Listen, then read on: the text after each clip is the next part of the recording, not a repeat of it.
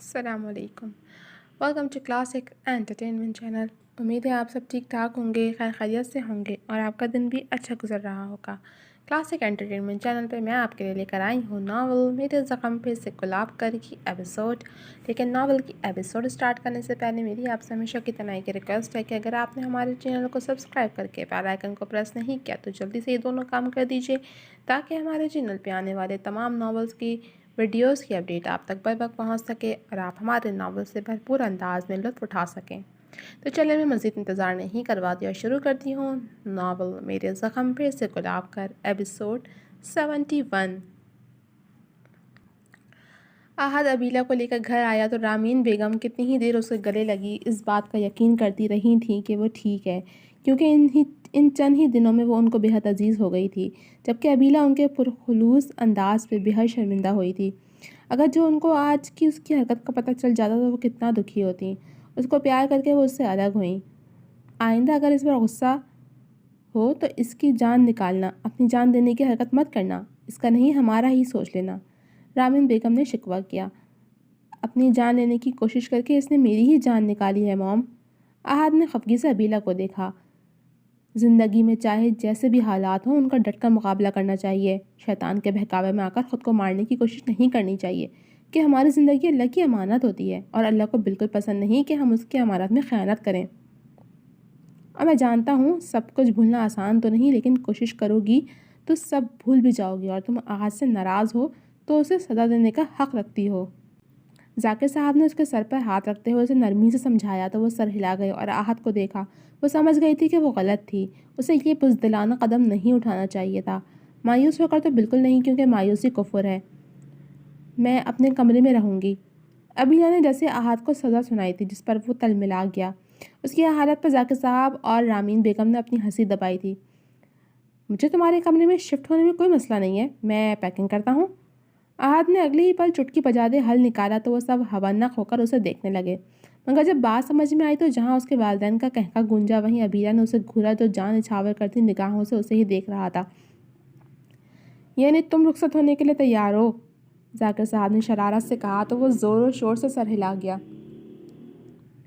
بیٹا تم اپنے کمرے میں ہی رہو اور اگر یہ تنگ کرے تو مجھے بتانا، اس بار میں اس کے سارے کس بل نکالوں گی. رامین بیگم نے اسے ہدایت کی تو وہ سر ہلاتے کمرے کے جانے پڑ گئے، جبکہ احد مطمئن سا ہوتا اب ان کے پاس ہی بیٹھ گیا تھا. سارا دن انہوں نے ایک ساتھ گزارا تھا. ابیلہ آج بے حد بول رہی تھی اور اس تبدیلی پر وہ سبھی خوش تھے. رات کو کھانا کھانے کے بعد وہ کمرے میں چلے آئے تھے. احد نے اس کی میڈیسن نکال کر اسے کھلائی جو وہ ہسپتال سے جا کر لے آیا تھا. اس کے بعد وہ کپڑے بدلنے چلا گیا اور کچھ دیر بعد واپس آیا تو ابیلہ بھی کپڑے بدل کر ڈریسنگ روم سے نکل رہی تھی. ریڈ کلر کے نائٹ گاؤن میں وہ کھلے بالوں کے ساتھ بے حد پیاری لگ رہی تھی. احد نظر بھر کر اسے دیکھتا اس کی طرف بڑھا تو اس نے عادت سے مجبور بے ساختہ دوپٹہ ٹھیک کرنا چاہا، مگر دوپٹہ تو تھا ہی نہیں. احد نے خاص طور پر یہ ایک نائٹ گاؤن اسے دیا تھا کہ اس کی پسند کا ہے، تبھی وہ پہن چکی تھی، ورنہ ایسی ڈریسنگ کب کی تھی اس نے. ریڈ روز لگ رہی ہو. احد نے اس کو بازوؤں سے تھام کر قریب کیا تو ابیلہ نے اس کے سینے پر ہاتھ رکھ کر فاصلہ قائم کرنا چاہا. نیند آ رہی ہے مجھے، سوئیں. اس کی نظروں کی تپش سے گھبرا کر اس نے ہکلا کر کہا تو احد نے جھک کر اسے باہوں میں بھرا. کیا کر رہے ہیں؟ ابیلہ سٹ پٹا کر اس کی گردن کے گرد بازو حمائل کر گئی. پیار کرنے کی تیاری. احد نے اس کا گال چھو کر بتایا تو اس کی آنکھیں اس کی بات کا مطلب سمجھ کر ابیلہ کی آنکھیں پھٹیں. تو چھوڑیں مجھے. وہ بے ساختہ مچلی مگر تب تک وہ اسے لا کر بیڈ پہ لٹا چکا تھا. چھوڑنے کے لیے نہیں تھاما. اب کی بار احد نے سنجیدگی سے کہا. ابیلہ روحان سی ہونے لگی. باہوں میں یوں دھیرے سے تم سمٹ جاؤ جیسے محبت کا کوئی خط چھپ کر پڑھا جاتا ہے. احد نے بوجھل سے لہجے میں شعر کہا تو ابیلہ کے آواز گم ہونے لگے. احد میں ابھی. ابیلہ بوکھلائے لہجے میں کہہ رہی تھی جب احد نے اس کے لبوں پہ انگلی رکھ کر اسے مزید بولنے سے روکا. جانتا ہوں ابھی بہت چھوٹی ہو تم اس ذمہ داری کے لیے، لیکن میں اب تم سے دور نہیں رہ سکتا. I promise. میں تمہارا خود سے بڑھ کر خیال رکھوں گا. پریشان مت ہو، بس مجھ پہ بھروسہ رکھو. احد نے اس کے بال سہلا کر کہا تو وہ سرخ پڑی، نظریں چرا گئی. ابیلہ. اسے چپ دے کر احد نے پکارا مگر وہ چہرے کا رخ موڑے لیٹی رہی تو اس نے ابیلہ کی خاموشی پر گہرا سانس بھرا. اٹس اوکے، میں انتظار کر سکتا ہوں تمہارا. اب سو جاؤ. اس کی پیشانی چوم کر اس کا گال تھپتھپاتا وہ اٹھ کر لائٹ آف کر کے اپنی جگہ پر آ کر چت لیٹ گیا اور پھر سونے کے لیے آنکھیں بند کر لیں۔ اسے ابیلہ کی خواہش کا مان رکھنا تھا، تبھی زیادہ فورس نہیں تھا۔ ویسے بھی وہ اب ہر معاملے میں ابیلہ کی رضا چاہتا تھا۔ وہ آنکھیں بند کے سونے کی کوشش میں تھا جب اچانک اسے اپنے کندھے پر نازک سا لمس محسوس ہوا۔ اس نے چونک کر آنکھیں کھول کر اس ہاتھ کے تعاقب میں دیکھا تو وہ ابیلہ تھی جو اپنی جگہ سے سر اٹھائے اسے دیکھ رہی تھی۔ نائٹ بلب کی روشنی میں احد کو اس کا چہرہ واضح نظر نہیں آ رہا تھا، مگر اس کی بکھری سانسیں وہ صاف محسوس کر پا رہا تھا۔ اس سے پہلے کہ احد اس سے کچھ پوچھ پاتا، اس کی اگلی حرکت تو بے یقینی کی کھائی میں دھکیل گئی تھی۔ وہ اس کے ماتھے پر بوسہ دے کر اب اس کے سینے میں چہرہ چھپائے کانپ رہی تھی۔ احد سمجھ نہ پایا یہ اس کی طرف پیش قدمی تھی یا پھر اس کے انکار کا چھوٹا سا مداوع۔ ابیلہ، احد نے اسے پکارا جو اس کا سامنا کرنے کو تیار نہیں تھی۔ میں نے آپ سے زیادہ آپ سے محبت کی ہے۔ آپ سے زیادہ مجھے آپ کی طلب ہے، مگر مجھے گھبراہٹ ہو رہی ہے، ڈر لگ رہا ہے۔ ابیلہ نے اسے گردن میں چہرہ چھپاتے کہا۔ ریلیکس، میں ہوں نا، اپنے سارے ڈر ساری گھبراہٹ مجھے دے دو۔ احد نے اسے تکیے پر منتقل کرتے کہا تو وہ کچھ دیر اسے دیکھتی رہی، پھر سر ہلا کر اپنے بازو اس کے گردن میں حمائل کر گئی، جس پر اس کی رضامندی سمجھتا سرشاری سے مسکراتا اسے خود میں اتنی نرمی اور محبت سے سمیٹ گیا تھا کہ ابیلہ اپنے بخت پر نازاں ہوئی تھی۔ دیر سے ہی صحیح، مگر اسے احد کی وہ محبت مل گئی تھی جس کے بارے میں اسے یقین ہو چکا تھا کہ اب کبھی اس کی نہیں ہو سکتی۔ خدا نے اسے نواز دیا تھا جس پر وہ خدا کا جتنا شکر ادا کرتی کم تھا۔ اس کی آنکھ کھلی تو نگاہ سیدھا وال کلاک سے جا ٹکرائی جس پر اس کی نیند کی خمار میں ڈوبی آنکھیں پوری کھل گئیں۔ وال کلاک 1 بجے کا وقت دکھا رہا تھا۔ وہ رات کا ہی 1 سمجھتی اگر کھڑکی سے سورج کی روشنی اندر نہ آ رہی ہوتی۔ وہ اتنا کبھی نہیں سوئی تھی جتنا آج سو چکی تھی۔ وال کلاک سے نظر ہٹا کر اس نے گردن دائیں بائیں کر کے ہلائی۔ آنکھیں بند تھیں جن پر جب رات کے مناظر لہرائے تو اس نے جھٹ سے آنکھیں کھول کر اپنے پہلو میں دیکھا جہاں ملحان موجود نہیں تھا۔ وہ اس کے بارے میں سوچتی بے ساختہ سرک پڑی۔ اس کی دیوانگی، اس کی محبت بھری سرگوشیاں، اس کی مضبوط گرفت اور نرم سا انداز، وہ اب بھی یاد آنے پر کپکپا کر رہ گئی تھی۔ اس کے بارے میں سوچتے اس نے ملحان کو تلاشنا چاہا، مگر وہ کمرے میں نہیں تھا۔ وقت کافی ہو گیا تھا، تبھی وہ بیڈ سے اترنے لگی۔ جب کمرے کا دروازہ کھلا اور ٹراؤزر شرٹ میں ملبوس فریش سا ملحان اندر آیا، جسے دیکھ کر وہ نظریں جھکاتی اپنی جگہ سمٹ سی گئی، جس پر ملحان مسکراہٹ دباتا ہوا منام کے پاس آیا اور اس کے سامنے اس کے بہت قریب بیٹھ گیا۔ گڈ مارننگ، ملحان نے کہا تو وہ جھکی نظروں سے بس سر کو خم ہی کر سکی۔ ملحان نے اس کی ٹھوری تلے 2 انگلیاں رکھ کر اس کا چہرہ سامنے کیا اور دائیں بائیں ہلا کر اس کے چہرے کا جائزہ لینے لگا۔ کیا کر رہے ہیں؟ اس کی حرکت پر منام نے حیرانی اور جھجک سے پوچھا۔ تمہارے چہرے پر اپنی محبت اور لمس کے بکھرتے ہوئے رنگ دیکھ رہا ہوں، اور انہیں دیکھنا مجھے اچھا لگ رہا ہے۔ ملحان نے جذبات سے پر لہجے میں کہتے گہری نظروں سے اسے دیکھا تو وہ اس کی نظروں کی تاب نہ لاتی اس کے سینے میں چہرہ چھپا گئی۔ نہ کریں، مجھے شرم آتی ہے۔ ملحان کے سینے میں چھپی وہ دھیمے لہجے میں بولی۔ اب کیوں؟ اب تو سارے حجاب کھل گئے۔ ملحان کا لہجہ بے ساختہ بوجھل ہوا تو وہ مدھم سا مسکرائی مگر الگ نہ ہوئی۔ آپ مجھ سے ایسے ہی محبت کریں گے نا ہمیشہ؟ منام نے چہرہ اٹھا کر اسے دیکھتے پوچھا۔ ہاتھ اب ملحان کی بیئر سہلا رہے تھے۔ اس سے بھی زیادہ کروں گا، بس میری شدتیں سہنے کے لیے تمہیں بہادر بننا ہوگا۔ ملحان نے اس کے ہاتھ پر اپنا ہاتھ رکھا۔ آئی لو یو، منام نے محبت کا اظہار کیا جو وہ رات سے کئی بار کر چکی تھی، اور اب ہر بار ہی اسے بدلے میں اس سے بھی زیادہ شدت بھرا جواب ملا تھا۔ اس کا جواب میں تمہیں رات میں دوں گا، ابھی مناسب نہیں۔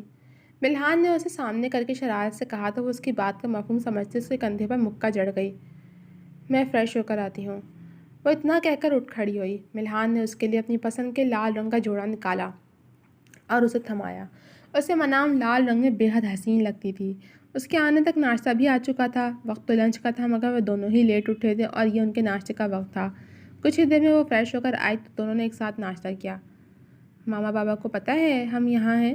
ناشتے کے بعد منام نے پوچھا۔ ہاں، انہیں میں بتا کر آیا تھا، میں ان کی فکر مت کرو۔ ملحان نے اس کا گال سہلا کر تسلی دی۔ اب ہم گھومنے چلیں؟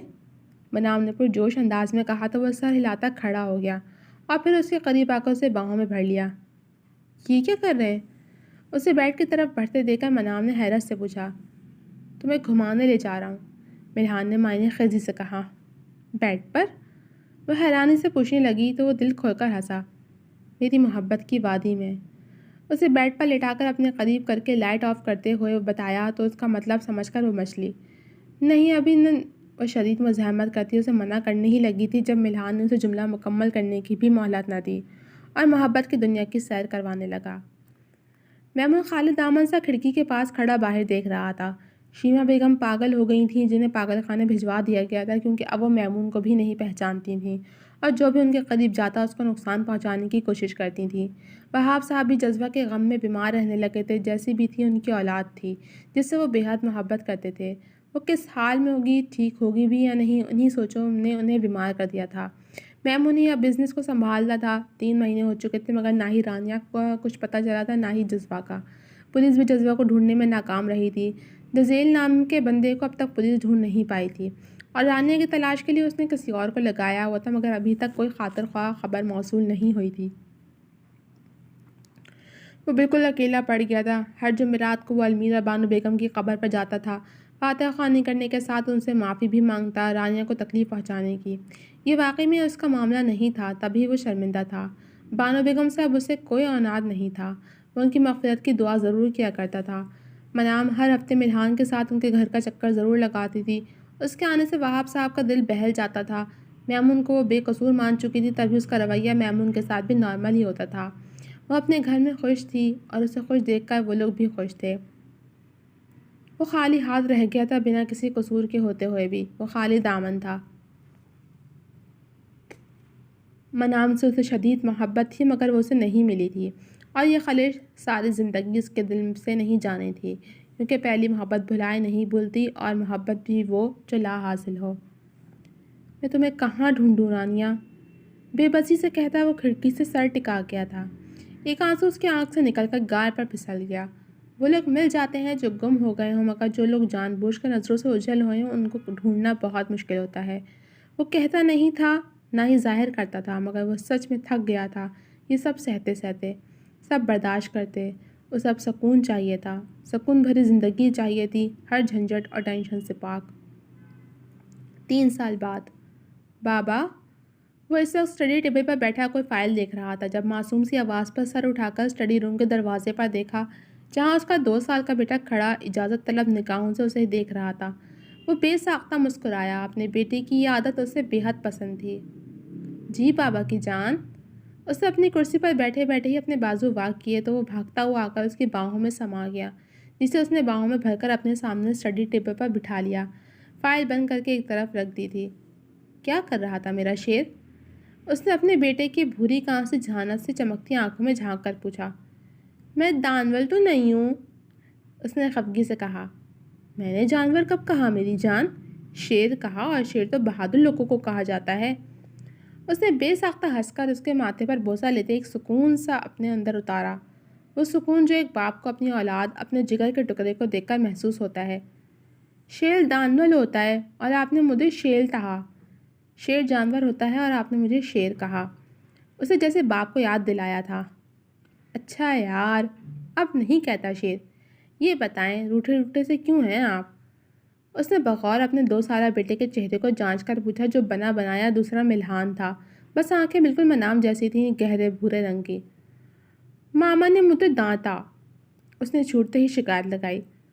ماما نے کیوں ڈانٹا میری جان کو؟ اس نے نرمی سے اس کے ماتھے پر بکھرے بال سنوارے۔ میں بتاتی ہوں۔ آواز دروازے کی جانب سے آئی تھی جہاں منام کھڑی خفا خفا سی اپنے 2 سالہ بیٹے میران کو دیکھ رہی تھی۔ نہیں، آپ نہیں بتائیں دی، آپ احتشاد 2 لداتل بتاتی ہیں۔ نہیں، آپ نہیں بتائیں کہ آپ ایک کے ساتھ 2 لگا کر بتاتی ہیں، اس نے کہا تو ملحان کا چھت پھاڑ قہقہ کمرے میں گونجا جبکہ وہ خفگی سے اپنے 2 سالہ بیٹے میران کو دیکھتے ان کے قریب چلی آئی۔ اچھا، آپ ہی بتائیں کہ ماما نے آپ کو کیوں ڈانٹا؟ ملحان نے منام کی خفت زدہ نگاہوں کو محسوس کرتے میران سے پوچھا۔ میرے ہاتھوں نے میرے منہ کو وہ تیل کھلا دیا جو ماما نے بابا کے لیے بنایا تھا۔ میرے ہاتھوں نے میرے منہ کو وہ کیک کھلا دیا جو ماما نے بابا کے لیے بنایا تھا، میران نے بتایا تو جہاں ملحان نے گہرا سانس بھرا وہیں منام نے دانت کچکچائے۔ ہاں، جیسے اس کا تو بس ہی نہیں چلتا نا اپنے ہاتھ اور منہ پر۔ میں نے کب کھانے سے منع کیا تھا ہان؟ بس یہ کہا تھا کہ ڈنر کے بعد ملے گا مگر اس سے صبر ہی نہیں ہوا۔ منام نے روحان سے ہو کر ملحان کو شکایت لگائی۔ جی تو جناب، اب تک کے لیے صرف اتنا ہی۔ کیسی لگی آپ کو یہ ایپیسوڈ؟ کمنٹ سیکشن میں اپنی رائے کا اظہار ضرور کیجیے گا۔ چل ملوں گی آپ سے اگلے ایپیسوڈ کے ساتھ، تب تک کے لیے اجازت دیجیے۔ اللہ حافظ۔